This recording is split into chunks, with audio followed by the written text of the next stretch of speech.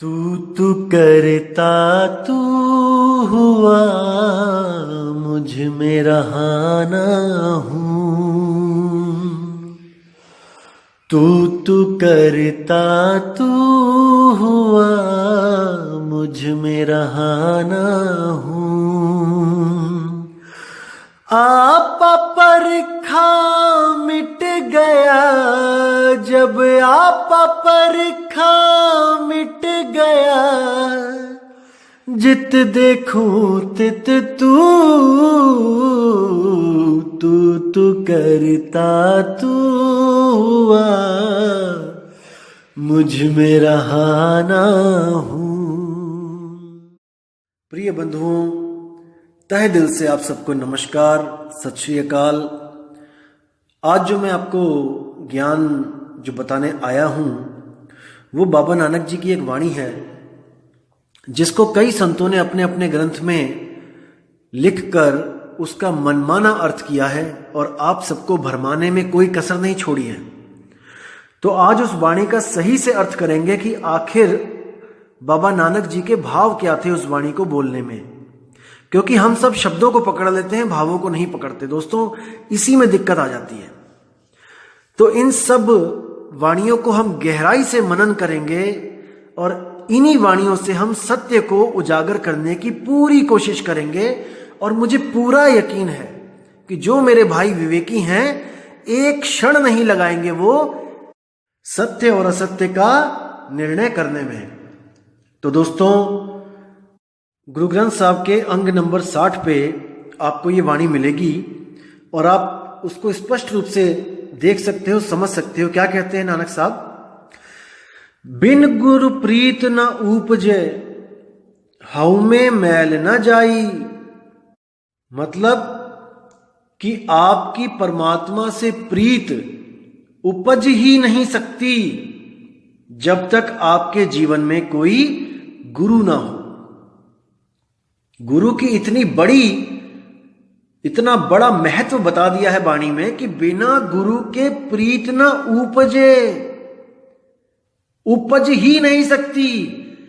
जैसे बिना बीज डाले आपके खेत में कोई फसल नहीं उग सकती, उसी तरह बिना गुरु के आपके अंदर परमात्मा के लिए सच्ची प्रीत उपज ही नहीं सकती। कितना ही जोर लगा लो कि मैं उस परमात्मा से प्रेम करूं, कर ही नहीं सकते। किससे कर लोगे? कोई पत्थरों से कर लोगे, कोई नदियों से कर लोगे, कोई तीर्थों से कर लोगे, लेकिन उस सच्चे शब्द से प्रेम हो ही नहीं सकता, क्योंकि उसके बारे में आपको कोई बता ही नहीं सकता गुरु के सिवा। जब तक वो सतगुरु आपकी जिंदगी में नहीं आ गया, उस निज नाम को प्रेम करना असंभव है। अपना नाम जानना असंभव है। तभी वाणी में कहते हैं, 3 गुणों की भक्ति में भूल पड़े संसार। और कहे कबीर निज नाम बिन कैसे उतरो पार। कि 3 गुणों की भक्ति में, यानी कि ब्रह्मा विष्णु महेश, सतोगुण रजोगुण तमोगुण, इन तीनों की भक्ति में भूल पड़े संसार। जितने भी तीर्थ स्थान आप देखोगे भारत में, या तो इन तीनों देव के हैं या फिर इनके ही भक्तों के हैं। जैसे गोरखनाथ, भैरवनाथ और कई नाथ, बाबा बालकनाथ। तो तीर्थ स्थानों में या तो इन 3 गुणों की पूजा हो रही है या फिर उनकी हो रही है जिन्होंने इन 3 गुणों की पूजा करी, या फिर इन 3 गुणों को पैदा करने वाली जो माया है, शक्तिपीठ, त्रिगुणी माया। जैसे साहिब कहते हैं,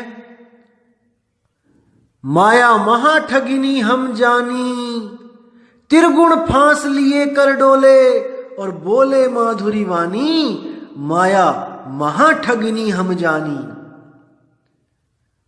तो भाई, वाणी पे विचार करना है कि वाणी क्या कहना चाहती है।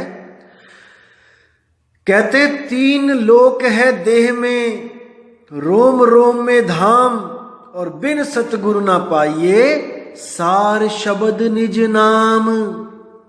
जैसे पिछली वाणी में भी बोला कि 3 गुणों की भक्ति में भूल पड़े वो संसार, कहे कबीर निज नाम बिन। निज नाम क्या है? ये निज नाम, निज नाम होता है जैसे आपकी कोई निजी वस्तु है जिसपे केवल आपका हक है, जिसपे किसी और का नाम नहीं लिख सकता कोई। जैसे आपकी प्रॉपर्टी पे आपका ही नाम लिखा जाएगा, कोई और उस पे अपना नाम नहीं लिख सकता। निजी वस्तु, निजी। इसी तरह आपका निजी नाम जो किसी और का नाम नहीं है, स्वयं आपका निज नाम है, जिसको बाबा नानक कहते कोई नाव ना जाने मेरा। हालांकि पांचवी पातशाही की वाणी है, लेकिन मैं 10 गुरुओं को एक ज्योत मानता हूं। अब ज्योत का देखो, जहां मैं कहता हूं कि ज्योत मानता हूं, वहां का मतलब यह नहीं है कि वो ज्योत स्वरूपी अलख निरंजन मानता हूं। ज्योत का मतलब होता है प्रकाश, जहां पर अज्ञान के अंधेरे को मिटाया जाए, उस स्वरूप को ज्योत कहते हैं। जैसे कबीर साहब ने भी कई जगह बोला है कि ज्योत में ज्योत मिले, तो इसका मतलब यह नहीं कि वो किसी ज्योत के पुजारी हैं। मेरे एक सिख भाई ने पिछली ऑडियो में मुझे कमेंट किया था कि आपने शायद ठीक से समझा नहीं कि कबीर साहब क्या कहना चाहते हैं। कबीर साहब कहते हैं ओ अंकार आद में जाना। इसको जो वाणी को पढ़ के उन्होंने बोला कि इस पेज को पूरा पढ़िए, मैं आपको उसका भी अर्थ बताना चाहूंगा, क्योंकि एक नई ऑडियो बनाने से पूरी उसी पेज पर इतना बताना काफी है कि वो क्या कहना चाह रहे हैं। दोस्तों, मैंने पिछली ऑडियो में आपको बताया था कि वस्तु एक है, उसी के अनंत नाम है। चाहे उस वस्तु को, देखो वस्तु को जानना पड़ेगा पहले। अगर बिना जाने आप नाम पे अटकोगे तब बात नहीं बनेगी। पहले आप वस्तु को जान लो, फिर आप उस वस्तु का कोई भी नाम रख लो, कोई दिक्कत नहीं है। समझो, कबीर साहब कहते हैं ओ अंकार आदि में जाना। तो कुछ लोग, भाई लोग भ्रमित हो जाते हैं कि नहीं, देखो कबीर साहब कह रहे हैं ओ अंकार आदि में जाना, यानी कि आदि में ओ अंकार था। कौन सा? जो किताबों में लिखा हुआ है। दोस्तों, इसको समझना। वो भ्रमित होकर कह देते हैं कि देखो ओ अंकार लिखा है, यानी कि ओ अंकार जो मैं लिख रहा हूं, जो वाणियों में लिखा हुआ है, वही आदि है। नहीं दोस्तों, आगे देखो क्या लिखा है। ओ अंकार आदि में जाना, लिखे और मेटे ताही ना माना। कितना स्पष्ट कह दिया कि अगर उसको लिख के मेटने वाला ओ अंकार कोई समझता है तो मैंने उसको नहीं बोला है। कितना स्पष्ट है। और आगे बोला गया है कि ज्योति में ज्योत समाना, इसका मतलब यह नहीं कि किसी ज्योत में समा जाना है, किसी पतंगे की तरह उस ज्योत में समा के मर जाना है। ज्योत में ज्योत समाने का मतलब होता है आप 2 ज्योत को लगा के देखिए, बिल्कुल साथ में जोड़ के देखिए, आपको पता भी नहीं लगेगा कि ये 2 ज्योत कब एक हो जाएगी। उसमें कोई भेद नहीं कर सकता कि ये 2 ज्योत है कि एक है। ये सांकेतिक ज्ञान बोला गया है, ना कि किसी ज्योत के बारे में बोला गया है कि हमने किसी ज्योत में समा जाना है। जैसे कबीर साहब की वाणी है, तू तू करता तू भया मुझ में रहा ना हूं। फिर क्या कहते हैं, राम कबीरा एक भय है कोई ना सके पछाणी। ये भेद की बातें हैं, ये भाव की बातें हैं। आपने भाव को पकड़ना है। गलती से आप शब्दों को पकड़ रहे हो मेरे भाई, शब्दों को पकड़ रहे हो। जब आप वस्तु को जान जाओगे, चाहे उसको ओंकार कहो, चाहे उसको ब्रह्मा कहो, चाहे उसको विष्णु कहो, चाहे उसको जो मर्जी कहो, लेकिन जानने के बाद जब आप उसको जान जाओगे तो जो मर्जी कहो। जैसे गरीबदास जी ने अपनी वाणी में कई जगह कहा है कि आदि गणेश मनाओ। अब इसका मतलब ये नहीं कि वो गणेश की बात कर रहे हैं जो भोले शंकर और पार्वती के बाद पैदा हुआ है। उन्होंने बोला है आदि गणेश मनाओ। आदि कौन है? आद सच, जुगाद सच, है भी सच, नानक होसी भी सच। उस आदि गणेश को, यानी उस परमपिता परमात्मा को ध्याने की बात हो रही है। लेकिन लोग केवल शब्दों को पकड़ लेते हैं कि देखो गणेश लिखा है तो इसका मतलब वो सूंड वाले गणेश की बात कर रहे हैं। दोस्तों, उसके आगे आदि भी लिखा है। आपको वो क्यों नहीं दिख रहा है? आदि का मतलब ये सृष्टि भी नहीं थी, कुछ भी नहीं था, ना धरती, ना आकाश, ना पाताल, ना देव, ना देवता, कुछ भी नहीं। उस वक्त जो आदि गणेश था उसको मनाने की बात कह रहे हैं। तो इन भावों को समझो मेरे दोस्त, मेरे भाई। अगर इन भावों को आपने समझ लिया तो दोस्तों वो दिन दूर नहीं है जब आप भी कहोगे कोई नाव ना जाने मेरा। उसको समझो मेरे भाइयों, समझो वक्त अभी है। अगर ये वक्त निकल गया हाथ से तो दोस्तों कुछ हाथ पल्ले नहीं रहेगा। अभी है समय, अभी समय है। और मैं उन दोस्तों से, उन भाइयों से बहुत माफी मांगना चाहूंगा जिनको मैंने गुरुजी का एड्रेस नहीं दिया। उन लोग ने 20-20 मेल भेज दी मुझे कि एड्रेस दे दो, प्लीज एड्रेस दे दो, लेकिन मैंने नहीं दिया। मैं माफी चाहूंगा, लेकिन मैं आपका भला जानता हूं दोस्तों। मुझे पता है कि आपका भला कहां पे है। मैं नहीं चाहता कि किसी कच्चे घड़े में पानी आए और उसका भी वो हाल हो जाए जो एक स्वयंभू आत्मज्ञानी का हो चुका है। मैं नहीं चाहता कि कच्चा घड़ा पानी में टूट जाए, नहीं। मैं चाहता हूं कि आप इतने पक्के हो जाओ, इतने मजबूत हो जाओ कि आपके पास 1% भी भ्रम ना भटके, 1% भी संशय आपके मन में ना रहे। तब अटल होकर आप आना। जैसे कोई लड़का किसी लड़की से शादी करता है या कोई लड़की किसी लड़के से शादी करती है, दोस्तों जब तक शादी का बंधन बंध ना जाए उनमें अटल विश्वास होता है एक दूसरे के प्रति, तभी तो वो एक दूसरे से शादी करना चाहते हैं। अगर शादी से पहले हल्की सी भी उनके कान में कोई भनक पड़ जाए कि ये लड़का ठीक नहीं है या ये लड़की ठीक नहीं है, दोस्तों भले वो शादी कर दें, लेकिन उनमें वो प्रेम कभी नहीं जाग सकता जो तब जागता जब वो दोनों के बारे में कोई संशय नहीं होता उनके मनों में। इस बात को समझो। मैं नहीं चाहता कि कोई मेरा भाई जल्दबाजी में नाम ले और फिर उसको बाहर से कहीं कोई ऐसी चीज पता लगे और उसको भ्रम आ जाए कि नहीं शायद वो ठीक है। दोस्तों सत्य एक होता है, इसीलिए मैं संतों की सब वाणी आपके सामने खोल के रखना चाहता हूं ताकि आपको भ्रमित करने वाला इस दुनिया में कोई पैदा ना हो। आप इतने मजबूत हो जाओ दोस्तों कि आप स्वयं विवेक कर सको कि मेरे लिए क्या सही और क्या गलत है। बस मैं यही चाहता हूं। और आपको बताना चाहूंगा, जिन लोगों को मैंने एड्रेस दिया भी था वो लोग बहुत दूर दूर से आए भी थे, लेकिन दोस्तों उनको भी नाम नहीं दिया गया, क्योंकि मैंने आपको पहले ही बताया था कि हमारा पंथ, हम लोग भीड़ इकट्ठी करने नहीं आए हैं। आप किसी भी पंथ में चले जाओ, जिस दिन आप कह दोगे कि मुझे नाम दे दो गुरुजी, एक पल नहीं लगाएंगे, आपको नाम से जोड़ेंगे और आपको अपना शिष्य बना लेंगे। दोस्तों फिर बोल रहा हूं कि हमें शिष्यों की कोई भूख नहीं है। इस पंथ को आपकी जरूरत नहीं है, बिल्कुल नहीं है। इस पंथ को केवल उसकी जरूरत है जो सच में सत्य को जानना चाहता है, जानना चाहता है, जो सच में सत्य को पाना चाहता है। और हमें पूरा यकीन है कि उस शिष्य को, उस खोजी आत्मा को 100 बार भी धक्का दे के आश्रम से निकाला जाएगा, दोस्तों वो वहीं पर आएगा दोबारा, 100% वहीं आएगा। जैसे जो जहाज का कांव होता है, कौवा, जब जहाज चल पड़ता है, समुद्र के बीचों बीच होता है, तो हजारों किलोमीटर इधर जमीन नहीं मिलती और हजारों किलोमीटर उधर जमीन नहीं होती है।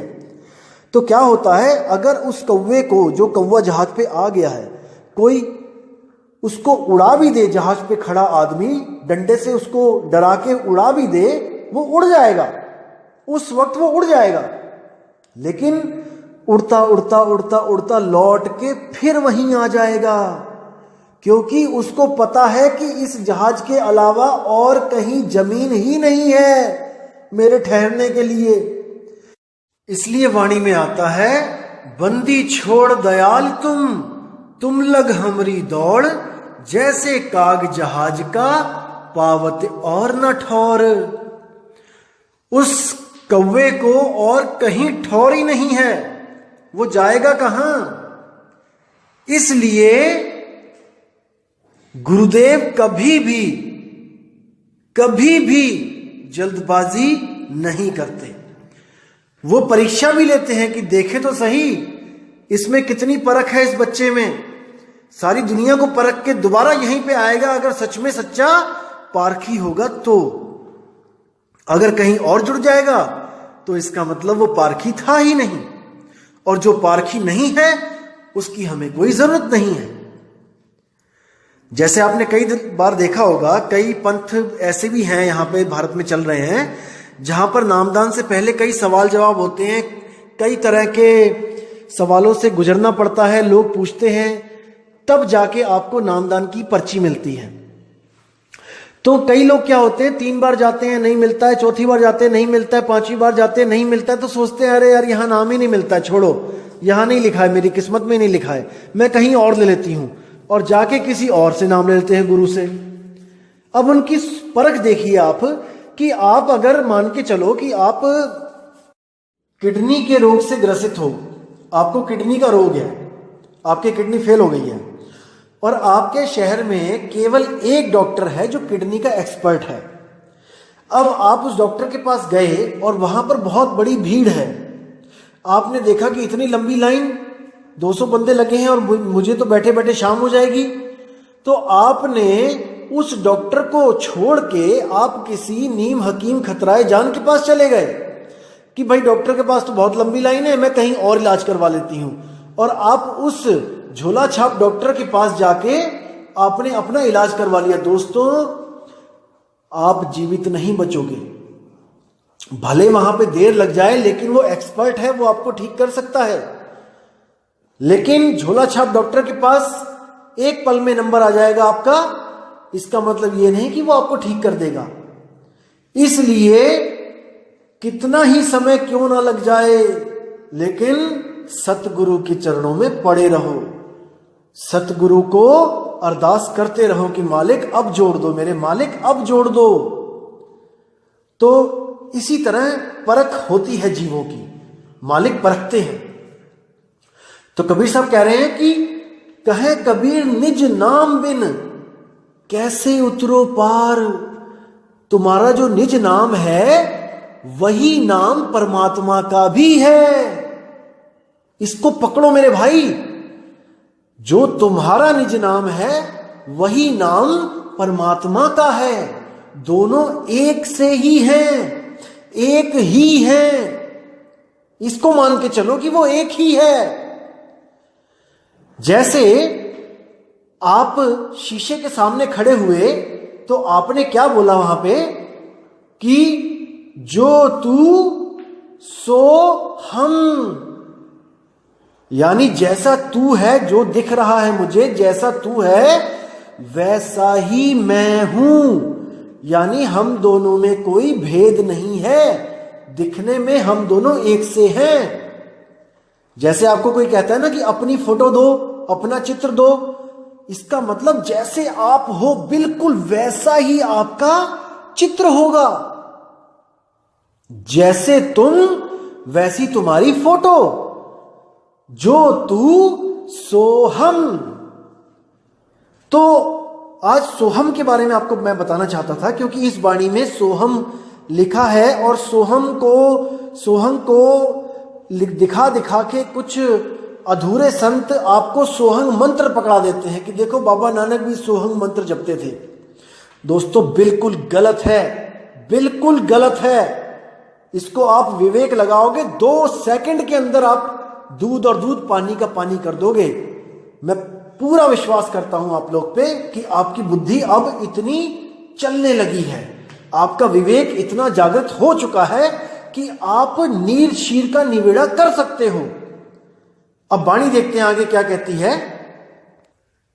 बिन गुरु प्रीत न उपजे, हव में मैल न जाई। यानी कि बिना गुरु के हमारी हौमे की मैल नहीं जा सकती, दूर नहीं हो सकती, अहंकार कभी खत्म नहीं हो सकता।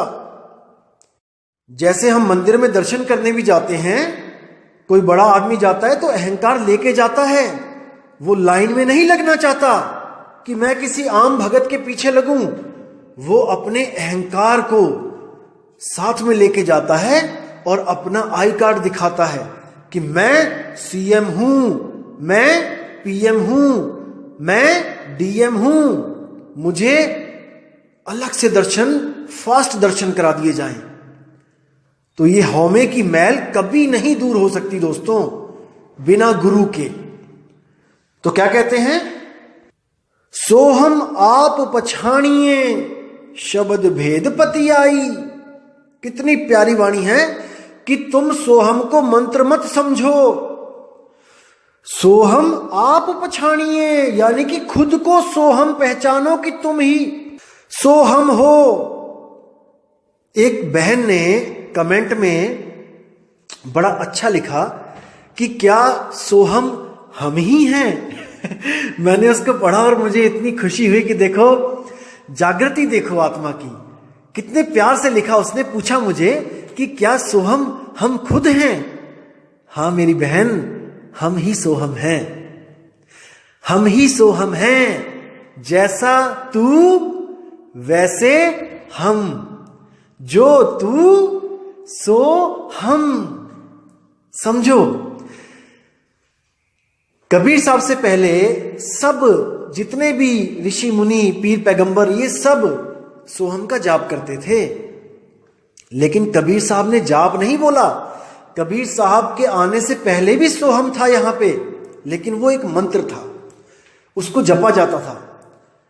जैसे आप शिव सूर्योदय में पढ़ोगे या फिर आप गरुड़ पुराण में पढ़ोगे, इनमें सोहम मंत्र है, लेकिन गुप्त रूप में है, आपको दिखाई नहीं देगा।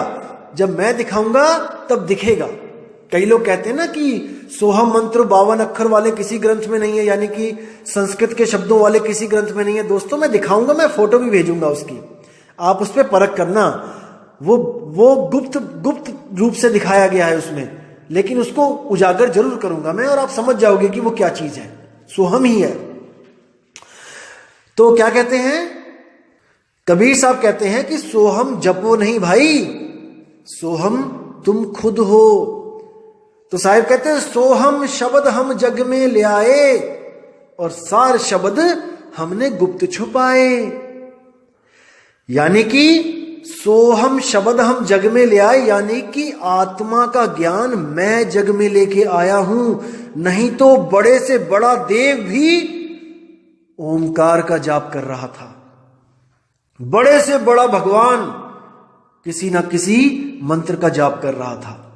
लेकिन सोहम शब्द हम जग में ले आए, ये आत्मा का ज्ञान मैं इस जग में लेके आया हूं, नहीं तो कोई भी आत्म ज्ञान को प्राप्त नहीं हो सकता।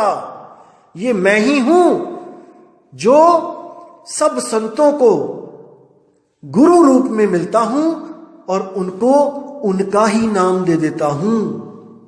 दादू जी को मिले, गरीबदास जी को मिले, धर्मदास जी को मिले। धर्मदास तो 100 साल के बाद पैदा हुए, जब कबीर साहब यहां से जा चुके थे। गरीबदास जी देखो कब पैदा हुए हैं, और कबीर साहब कब गए हैं। 1.5, 2 साल, 3 साल, 300 साल का फर्क है।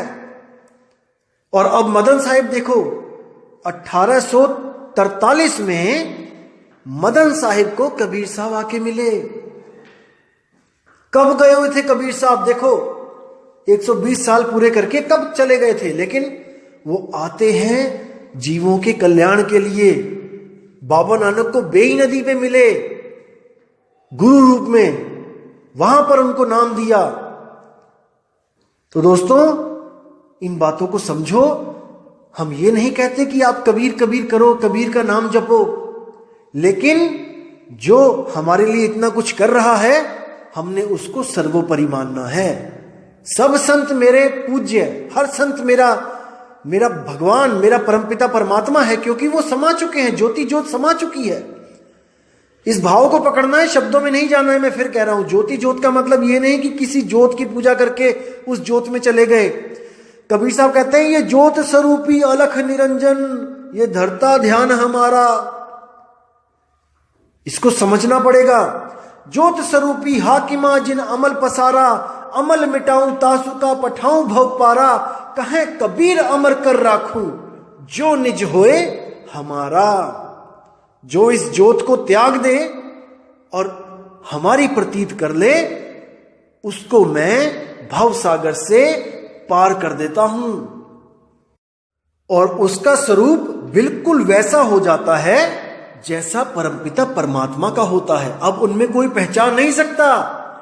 जैसे कहते हैं, अब तो जाए चढ़े सिंहासन, मिले हैं सारंग पाणी, और राम कबीरा एक भय हैं, कोई न सके पछाणी। अब वो दो नहीं रह जाते हैं, अब वो एक हो जाते हैं। तो क्या कहते हैं वाणी में आगे, सो हम आप पछाणिए सबद भेद पति आए। यानी उस गुरु से भेद प्राप्त करके उसको पतियाए, उससे प्रेम करे।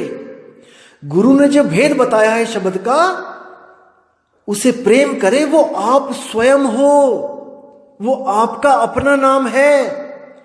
एक छुड़ाए एक लखाए, ऐसा गुरु ढूंढो जो उसका भेद बता दे, शब्द भेद दे दे आपको, लोगों के नाम छुड़वा दे और आपका अपना नाम आपको बता दे। आगे क्या कहते हैं, गुरुमुख आप पछाणिए अवर की करे कराए। कहते हैं, हे गुरुमुख, तुम अपने आप को पहचानो कि तुम कौन हो। अवर की करे कराए, और किसी से हमने क्या लेना, वो कौन है, और किसी को पहचान के हमने क्या करना कि वो कौन है। हमें खुद को पहचानना है। गुरुमुख आप पछाणिए अवर की करे कराए। अब क्या कहते हैं, मिलिया का क्या मेलिए, सबद मिले पते आए। वाह वाह वाह वाह वाह, क्या बात है, क्या बात है। कहते हैं मिलिया का क्या मेलिए, यानी कि उसको कौन दे सकता है तुम्हें, वो तो तुम स्वयं मिले ही हुए हो। देखो कितनी प्यारी बात है। लेकिन जिसको भेद पता है वो इसको समझ सकता है, जिसको भेद नहीं पता वो सोहम जपने लग जाएगा, और अधूरे गुरु उसको सोहम जपाने लग जाएंगे। ये वाणी प्रमाणित करके कि देखो नानक साहब भी सोहम जपते थे। बिल्कुल गलत दोस्तों, बिल्कुल गलत। आगे देखो क्या कहते हैं, मिलिया का क्या मेलिए सबद मिले पति आए। यानी कि वो तुम्हारे पास ही है, वो तुम्हें कोई दे नहीं सकता। जैसे कस्तूरी नाभि बसे मृग ढूंढे बनमाही, ऐसे रमता राम है दुनिया जाने नहीं। वो तुम्हारे पास ही है, वो तुम ही हो, तुम मिले हुए हो, लेकिन केवल और केवल इस मन माया के कारण उसको महसूस नहीं कर पा रहे हो। वो तुम हो, तुम यहां पर मिले हुए हो इस शरीर में। ये शरीर चल रहा है क्योंकि तुम हो इस शरीर में, तुम आत्म रूप हो, लेकिन खुद को बिना शब्द के प्राप्त नहीं कर सकते। बस इतना समझ लो। आगे क्या कहते हैं, मनमुख सोझी ना पावे बिछुड़े चोटा खाई। मनमुख इन बातों को नहीं समझ सकता और वो बिछड़ के चोटा खाएगा, यानी जन्म मरण में भ्रमित हो जाएगा, मां के गर्भ में चला जाएगा, अपने असली घर नहीं जा पाएगा। नानक दर घर एक है और न दूजा जाई। अब देखो साफ बोल दिया कि नानक दर घर एक है, यानी कि जो इस शब्द को प्राप्त कर लेता है वो उसी एक घर में चला जाता है, जो घर सबके पास है। सबके पास है, कहीं जाना नहीं है, कहीं सतलोक अलखलोक अगमलोक नहीं जाना है। एक घर को छोड़ के दूसरा घर, दूसरा घर को छोड़ के तीसरा घर, वो सबके पास है। उसी शब्द में सुरती को समाना है और वही शब्द गुरु उसका असली घर है। अब कई लोग मुझे कहते हैं कि आप बोलते हो कि सतनाम स्थान है जहां पे सुरती समाएगी और सतनाम ही परमात्मा है, जैसे दिल्ली एक स्थान भी है, दिल्ली एक परमात्मा यानी एक इंसान भी है, ऐसा कैसे हो सकता है, कई लोग कहते हैं। दोस्तों आपको बताना चाहूंगा, जो मां है, मां का उदाहरण दूंगा, जो मां है वो एक इंसान है, लेकिन मां की गोद एक स्थान है। समझो मेरे भाई, मां एक इंसान है और मां की गोद एक स्थान है। जब बच्चा वो गोद में रखती है तो उसको पूछा जाता है कि बच्चा कहां पे रहता है, कहां पे है इस वक्त, कहां पे बैठा है, तो मां की गोद में बैठा है। दोस्तों बैठा तो स्थान पे ही जाता है ना, लेकिन स्थान होते हुए भी वो मां है, वो इंसान है। इसी तरह शब्द वो परमात्मा भी है, वो स्थान भी है जहां पे श्रुति को जाके ठहरना है। गहराई से समझो, समझ में आएगी ये बात दोस्तों, आएगी। इतने विवेकी आप हो चुके हो कि इस बात को आप समझ सकते हो। तो दोस्तों ये जो शब्द था ये बहुत जरूरी था बताना आपको, क्योंकि कई लोग भ्रमित हो चुके हैं और मुझे मेल्स भी आती हैं कि देखो संतों की वाणियों में सोहम लिखा है और आप कहते हो कि सोहम नहीं जपना है। दोस्तों सोहम नहीं जपना है। संतों का सोहम और जोगियों का सोहम अलग अलग है। जोगियों का सोहम मंत्र है और संतों का सोहम अपना आत्म रूप है।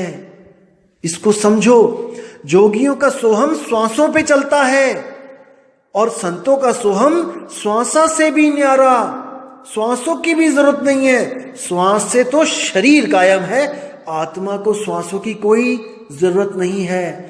आत्मा बिना श्वासों के भी अमर है। इसको समझो मेरे भाई, और पूरी उम्मीद है मुझे आप समझ चुके हो। तो दोस्तों इसी के साथ मैं वाणी पे विराम देता हूं और अगली ऑडियो बहुत जल्द भेजूंगा। और जो मेरे भाई कह रहे हैं कि कर नैनो दीदार महल में प्यारा है का पार्ट 2 और 3 जल्दी बनाओ, दोस्तों बहुत सी ऐसी बातें हैं जो आप जब तक नहीं समझ गए आप उन चीजों में कंफ्यूज हो जाओगे। वो मैंने आपको बताया था कि वो वाणी सबसे इंपॉर्टेंट वाणी है जिसमें हर भेद बता दिया गया है, लेकिन आपके कंसेप्ट बहुत से क्लियर करने हैं मैंने, ताकि आपको वो वाणी पूरी अच्छी तरह समझ आए। इसलिए मैं नहीं चाहता कि मैं उस वाणी को पहले बना दूं और आप कंफ्यूज हो जाओ। उससे पहले बहुत से कॉन्सेप्ट क्लियर करने हैं मैंने आपके, ताकि आपको बिल्कुल पानी की तरह वो वाणी समझ में आए। तो दोस्तों आपसे मैं अब विदा चाहूंगा और मालिक से अरदास करूंगा कि आपके विवेक में बढ़ोतरी करता ही जाए, करता ही जाए, और आप सत्य की तरफ बढ़ते जाओ, बढ़ते जाओ। बस यही मेरे दिल की अरदास है कि हर मेरे भाई को सत्य से रूबरू मेरा मालिक जल्दी करवाए, ताकि आप सबका जन्म मरण जीते जी खत्म हो जाए। जीते जी, मरने के बाद नहीं दोस्तों, जीते जी पाना है उसको, तभी तो आप गवाही दोगे कि हां मैं मुक्त हूं। मरने पे कोई मुक्त नहीं हुआ है। तो दोस्तों विदा चाहता हूं अब। जय गुरु बंदी छोड़ मदन साहिब, जय गुरु बंदी छोड़ वैराग साहिब, जय जय बंदी छोड़ सतगुरु सत्य कबीर साहिब की सदा ही जय हो। साहिब बंदगी, सतनाम, सत श्री अकाल।